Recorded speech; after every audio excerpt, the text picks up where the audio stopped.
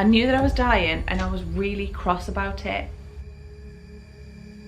And behind the people that I knew and recognised was this young man with a beaming smile, and it was Dave, and I knew it was him. My mum and my grandparents appeared, and I knew if I turned around I'd be able to see what was being done and how they were working on my body to try and bring me back. But I didn't want to look because what I was saying was incredible. I'd like kind of like woken up a little bit and I was just sat there, and now I know that nobody had been in the room. But I looked over, and to the left of me, next to a window, was the crib that Apollo had been brought along in, and the one that he was using in the room with me.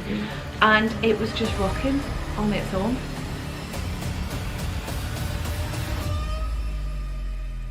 We are back, and welcome back to our channel, everybody. Happy Spooky Sunday, and for me it is a particularly happy one because I am so happy to be here. And if you've seen the video from a couple of weeks ago, you'll know exactly what I mean. Today's video is a very interesting one, and it's a video that I never ever thought that I would be making. It's something that I haven't really talked to anybody about, and it's taken me, well, Apollo will be 3 weeks old on Monday, and this is the first time I'm going to be discussing this. As you can see, I'm on my own. Ben's got the baby downstairs, so I'm actually telling you guys at the same time as Ben's going to be learning about this. Before I explain what the video is all about, I would love to invite you to like and subscribe and tickle Ben's little bell for our channel. I am so out of practice with this, I'm really sorry. I'd also like to remind everybody that we now have our merch out, as I am repping. Would you like to see? There it is. This one's the cropped hoodie, so there you are. I've got a list of things that I wanted to make sure I covered off, and Ben's like, don't forget to say that that's all linked in the description. So if you're interested in buying any of our merch, it is linked in the description, and also if you want to become a member, that is also going to be linked in the description. Right, okay. So today's video is going to be about an experience that I had on the operating table whilst giving birth to the baby, to little baby Apollo, and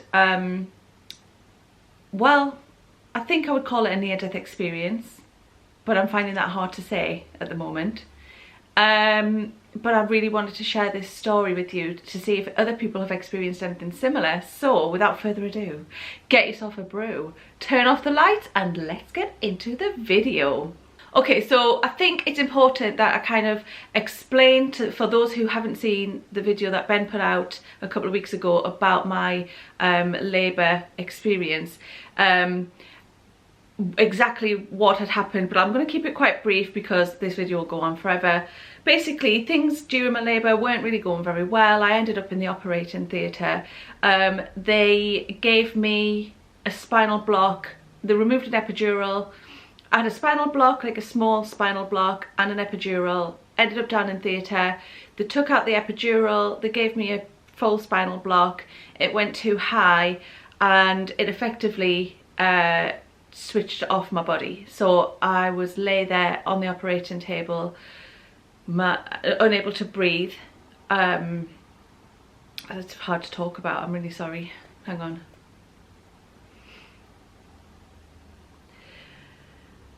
I wasn't able to breathe. I felt like I was kind of like drowning or suffocating. Well, I didn't feel like it, I was. I wasn't able to talk, I wasn't able to move. I could see what was happening, but I couldn't move my eyes, and I could absolutely hear what was happening too. So I had to be put under general anaesthetic, I had to be intubated, and effectively everything went really wrong, and I died. And then as they were trying to remove Apollo through a C-section, I also hemorrhaged. I lost 2 litres of blood, which is still like I'm having ongoing issues with even still now. Yeah, so that's kind of like the crux of what happened. I'm sorry, that was really hard for me to talk about. That's the crux of what happened, but that's not why I'm here, because I'm here to explain to you what happened to me after or whilst I was on that table. And it is crazy. As it was happening, I could still hear everything that was going on, and it was like the last thing to go, so I could hear the conversations that the medical professionals were having, but I was slowly drifting away, if that makes sense. So I knew that I was going. I had about 1,000 thoughts at the same time, so I knew I couldn't breathe. I was thinking to myself, right, this is it, I'm dying. I know I was dying. I could feel it. I could feel myself slipping away. So there was like a conscious side of me that was still able to be aware of what was going on around in the room, because I could hear it, but I knew that I was also going. And then things kind of faded very quickly to black. Just briefly, before I talk about that, I want to just explain some thoughts that I had. So I was really cross that I knew that I was dying. And that was like my conscious mind being like, but like aware of it. I was really pissed off because I was thinking, I haven't even met my baby yet. I was really annoyed that Ben was going to be on his own and I wasn't able to learn how to be a parent with him or teach him the things that I knew as like somebody who's worked with babies and been a nanny and things like that, the things that I'd been looking forward to the most. And then I was thinking stupid shit like, thank God I've got a hefty life insurance plan and all of that sort of crap. But mainly I was just overcome with frustration and anger that this was happening and that Ben was now going to be on his own. And the most overwhelming feeling was just sadness that Ben was going to have to deal with the grief of losing me and becoming a parent at the same time. And oh my God, stop it. Anyway, that's basically the crux of that. I'm really sorry, I'm finding it hard to talk about this. Anyway, things started to fade to black, and the next thing I know is that I'm in like, the only way I can describe it is like a void. So blackness and darkness, but not heavy sad darkness. You would, like, you know, that it wasn't like a big white light at the end of a tunnel or anything. It was like I wasn't standing, I wasn't sitting, I wasn't floating, I was just being, if that makes sense. And there was, I knew, and I was really peaceful. I knew that that I was safe. I was really quite like content. But I was a bit like, what's going on here? Like, how am I here? And the only way I can explain it is there was just no such thing as time. I felt like I was there for seconds and I felt like I was there for forever. It was the strangest way, like the strangest experience. So I wasn't in a physical kind of like body like I am now. I just was. And I've written it all down in my notes, so if you see me looking down, that's what I'm looking at. So I just felt very calm and very peaceful, and I really liked it. And I don't know if it was, in hindsight, the relief of knowing that I wasn't struggling to breathe and aware that I was dying, and I was like, okay, thank God that was over, or if it was just like, I kind of just felt like I wasn't, like I'd unlocked something, and like something better. So my concerns about Ben weren't there anymore, and my concerns about not being able to breathe weren't there anymore, and I was just kind of in this expanse and in this like space. I wish I could fully describe it. I don't have the vocabulary or the words to express like the strength of the feeling, but that's kind of like the best I could do.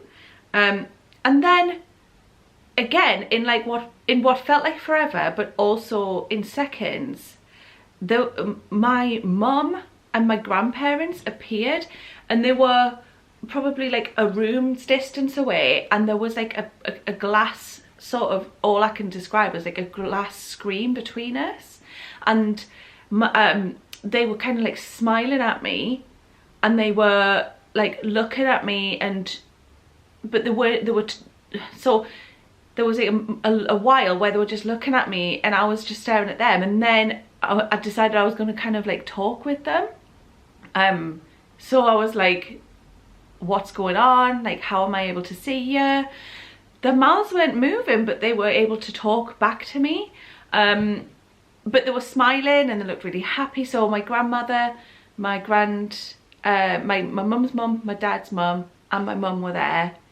And they were just kept repeating to me, keep going, you need to keep going, you need to keep trying, you need to keep going.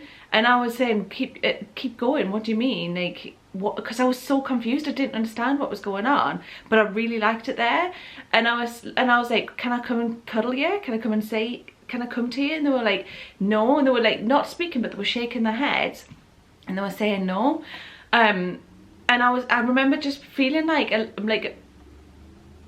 almost like despair, because I just wanted to go and be with them, because this feeling was so wonderful and just like the most content I think I had ever felt in my like existence. But they wouldn't let me close to them and they wouldn't let me near them, and I also felt like I didn't know how to get to them. And this is the weirdest thing, there was somebody else with them, and so there was my grandma's, there was my mum and my grandma's, and then there was a man stood behind them. I don't know who the man was, I didn't recognise him, but I knew that it was Dave. I know it sounds crazy. So he just smiled, he never spoke to me, he just smiled. He looked lovely, he just was lovely. And it was almost like he just wanted me to see that he was there. And I just knew that it was Dave, but I didn't recognise him as a person because I've never met him in person. And I didn't even really talk to him or acknowledge him. I just I just knew that he was there. And it's not till I've come back around I'm like, oh my god, that was Dave. And he looked really 80s. He had like a floppy like 80s hair, and he was like exactly how. Hello? Hey. Oh, it's Ben. It's Ben and Apollo. I thought I'd bring the little man up to say hello to everyone. Aww. Is he having a snooze? He is. Look, it's Ben and baby Ben. Hi everyone. Do you want to move closer? Hey. God, he looks so much like you, Ben. Oh. Oh. How are you doing? I'm good. I'm just, you might be amazed when you listen to this. I haven't heard the story yet, so as I'm editing it, I'll be hearing it. I know. I'm excited. I'm going to leave you to it. I just wanted to come and say hi. Thank you. Actually, I was getting a bit emotional earlier, so I'm glad you've... Happy Spooky Sunday, y'all. Try and kick me in the head, little man. Right. Have fun. Okay, thank you. Oh my god, I love them so much. Can I just say, look how pale I am. I'm so anemic. I've had to put like extra makeup on to make me look more human, but obviously my arms and the rest of my body is just... Anyway, so I knew that was Dave. I don't know how I knew, but it wasn't until I came back that I realised it was him. He is a freaking beautiful human. Absolutely beautiful. Well, he's not a human, but you know, was.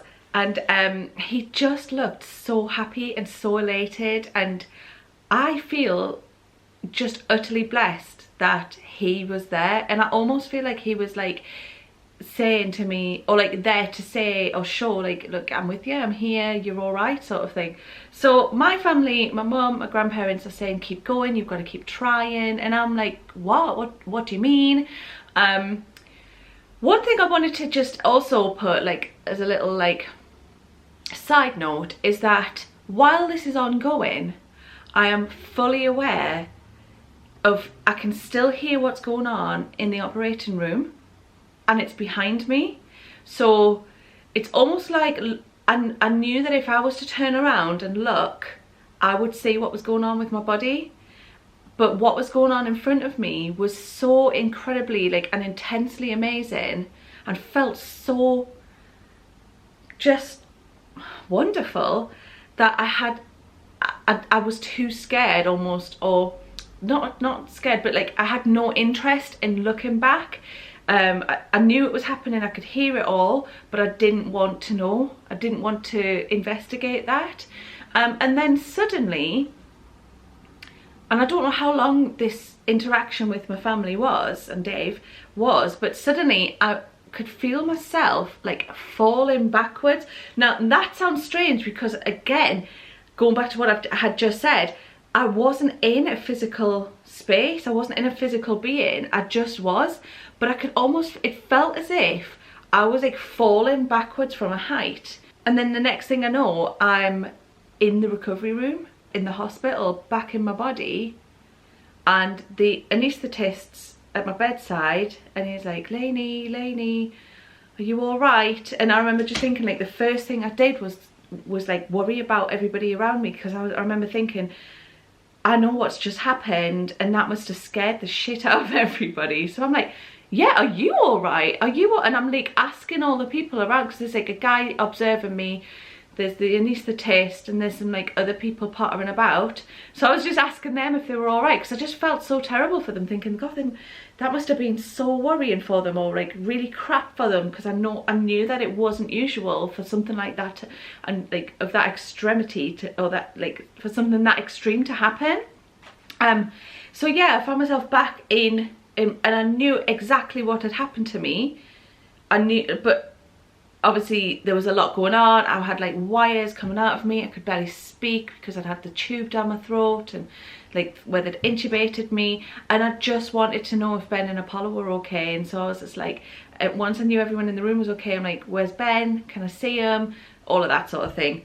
So that was kind of like my experience with, like, I don't like to say it, fuck it, like dying. I never thought I'd ever have an experience like that, but it didn't finish there. So after I'd been in the observation room, I had to go and get like one-on-one care, so like effectively like an intensive care room.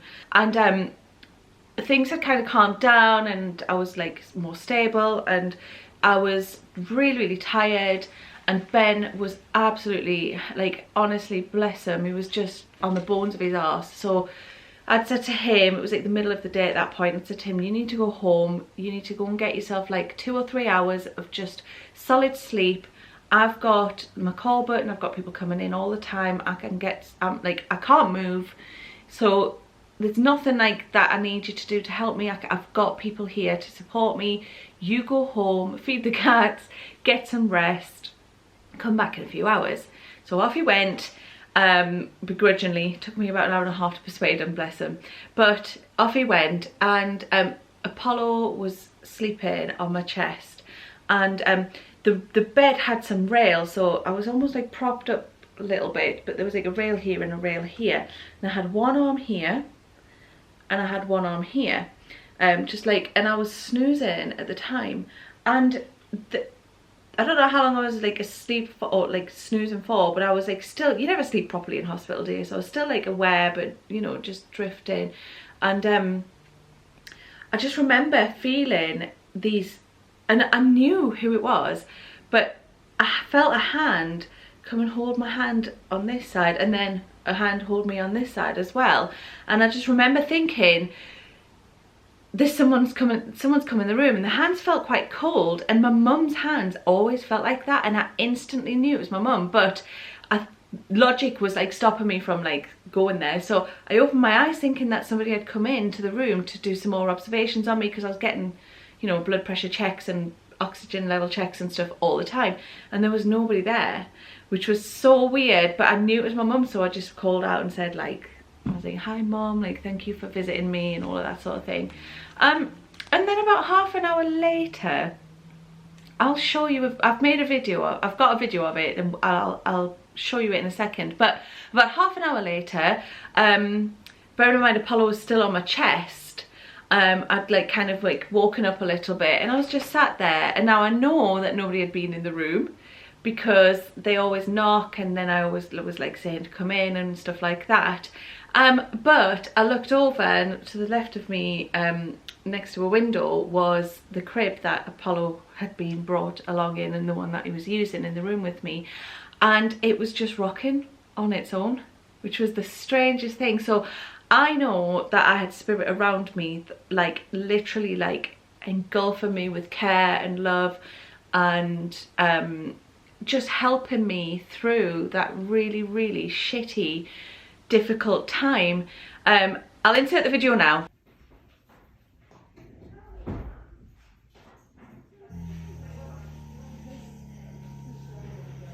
Who rocked the crib?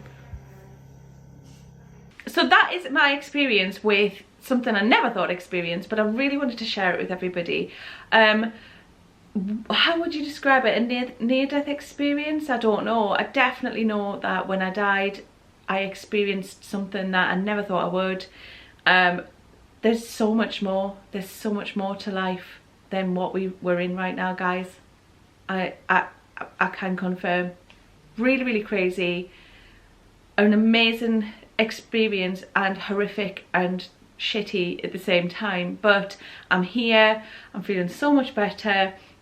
And while I'm on that subject, thank you all so much for the love and the support that you've sent through to me. I know that I've been AWOL for a long time from the channel, and I'm just so grateful for you all, so thank you. So that concludes today's Spooky Sunday. I would love it if you would like and subscribe to the channel if you haven't already. If you could hit the bell notification, it will notify you whenever we upload. It would be lovely to see you back here. If you are a regular, chef kisses to you, and if you are a member, double chef kisses to you, bloody legends. If you are interested in becoming a member, it's all linked in the description to this video. We would love for you to join us. Without you guys, we wouldn't be able to do what we do, so thank you 1,000 million billion times over. And if you are interested in the merch, there'll be a link for that as well. I love this one. I love it because it's got Boo and it's got a ghost on it. I love that it's cropped. When I've lost a bit more weight, I'm going to be like tying it up a little bit. Look at the state of my belly. But I just feel like there's so much there that's like really versatile, and I'm really proud of it. So even if you just want to go to the website and check it out, go and have a little look. There's a link in the description. Come and find us on our social medias too. We are Lainey and Ben across all social platforms. We'd love to see you over there. Quite often we'll do lots of like Q&As over on Instagram, or you'll just get a little bit more of an insight into who we are beyond the paranormal. Over on Twitter as well, we like to give updates about little spooky things that have been happening as well. And of course we have our TikTok too. Come and find us. We'd love to see you there. Come and say hello. And finally, if you have ever had an experience like mine, or just your own version of it, please let us know. I would love to hear your experience and just to compare it and see if it's different for everybody or not. Yeah, so all that's left to say now is thank you so much for watching. We appreciate each and every single one of you. Absolutely beautiful humans, and until next time, I will spook to you later. Peace. Ding.